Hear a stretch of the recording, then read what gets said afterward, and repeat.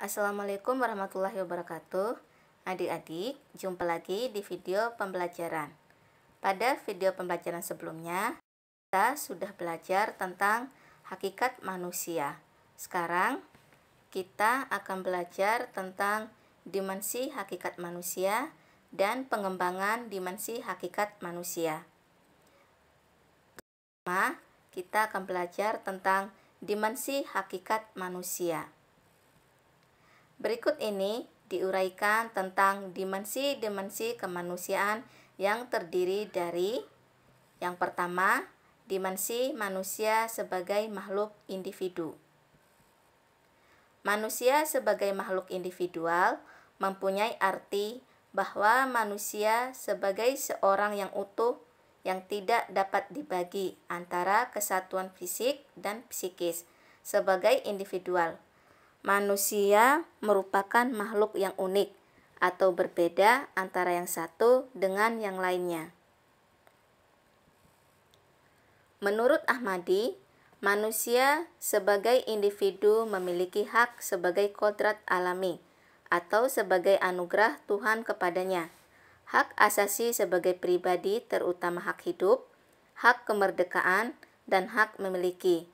Konsekuensi dari adanya hak yaitu manusia menyadari kewajiban-kewajiban tanggung jawab sosial.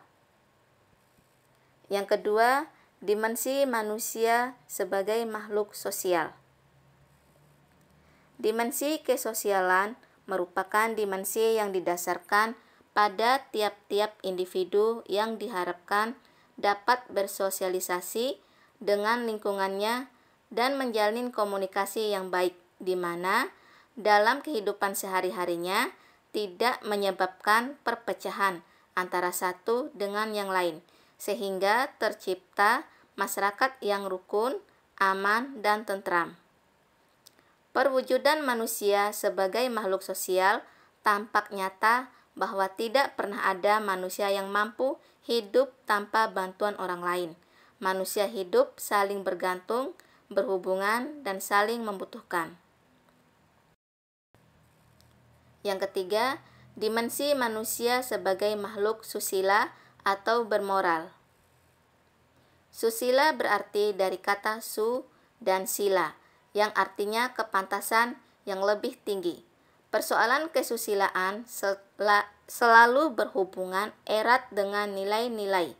Nilai kehidupan berupa norma yang berlaku di masyarakat, dan moral yaitu ajaran tentang baik, buruk, perbuatan, dan kelakuan.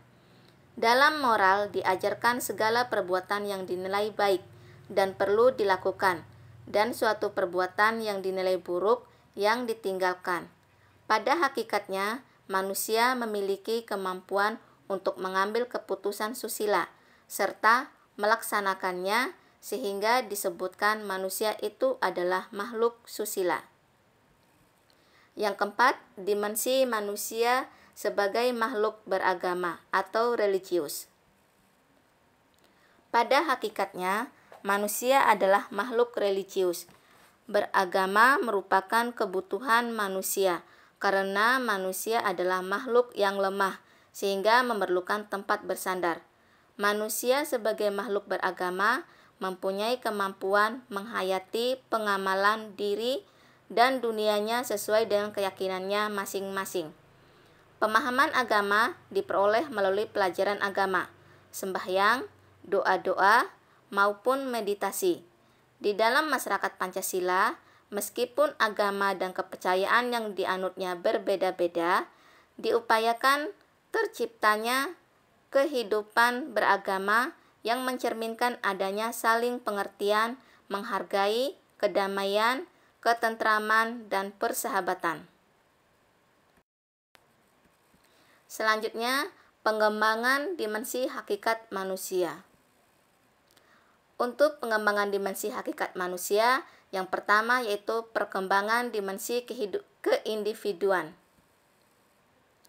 Agar individual berkembang menjadi lebih baik, maka perlu adanya pendidikan guna mengembangkan anak didik dalam menolong dirinya sendiri.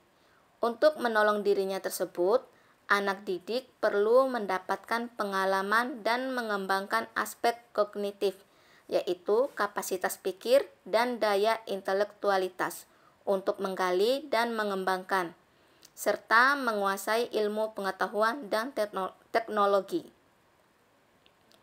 Aspek psikomotorik yang berkaitan dengan ilmu pengetahuan, yang berkaitan dengan kemampuan mengembangkan kreativitas dan keterampilan, dan aspek efektif yaitu kualitas keimanan, ketakwaan kepada Tuhan Yang Maha Esa, berakhlak mulia, berbudi pekerti luhur, berkepribadian unggul, serta kompetensi estetis. Oleh karena itu, agar aspek di atas dapat terpenuhi, usaha yang dapat dilakukan pendidik di samping mengajarkan pelajaran yaitu menciptakan suasana belajar dan menyenangkan, dan mengajarkan peserta didik menjadi anak yang berpikir kritis, mengajarkan sopan santun dan bertanggung jawab. Hal lain yang perlu dilakukan yaitu pendidik perlu memvariasi metode pembelajaran yang digunakan sesuai dengan tujuan yang ingin dicapai, sehingga dengan pelayanan pendidikan yang tepat akan melahirkan individu-individu yang memiliki kepribadian yang mantap. Yang kedua, perkembangan dimensi kesosialan. Proses terbentuknya dimensi sosial dan perkembangannya dalam pendidikan pada diri manusia tampak lebih jelas pada dorongan untuk bergaul. Dengan adanya dorongan untuk bergaul, setiap orang ingin bertemu dengan sesamanya sebagai anggota masyarakat. Seseorang berkewajiban untuk berperan dan menyesuaikan diri serta bekerja sama dengan masyarakat. Hal ini yang terjadi pada peserta didik di sekolah, yaitu peserta didik tidak mungkin melakukan hal semua itu di sekolah sendiri. Dengan peserta didik ada pada lingkungan sekolah, maka interaksi yang terjadi dengan peserta didik lain akan selalu terjadi, sehingga setiap peserta didik dengan semua warga sekolah secara tidak langsung akan saling membutuhkan satu dengan yang lainnya. Yang ketiga, perkembangan dimensi kesusilaan. Hanya manusia sajalah yang mampu menghayati norma-norma dan nilai-nilai dalam kehidupan, sehingga dapat menetapkan pilihan tingkah laku yang baik dan yang buruk. Bagi manusia Indonesia, norma-norma dan nilai-nilai yang perlu dikembangkan adalah nilai-nilai universal yang diakomodasi dan diadaptasi dalam nilai-nilai khas yang terkandung dalam budaya bangsa. Sebagai manusia Indonesia yang ideal adalah manusia yang memiliki pikiran, ide gagasan yang terkristal, dan kelima nilai dasar dalam Pancasila. Yang keempat, perkembangan dimensi keberagaman. Proses perkembangan agama dalam pendidikan dilatar belakangi dengan semakin merosotnya moral manusia dalam ruang lingkup keseharian saat ini. Hal inilah yang menjadi tujuan dalam pendidikan, yang bertujuan membina dan mendidik seseorang agar menjadi manusia yang bermoral dan berakhlak mulia. Adik-adik, demikian video pembelajaran kali ini. Sekian dan terima kasih.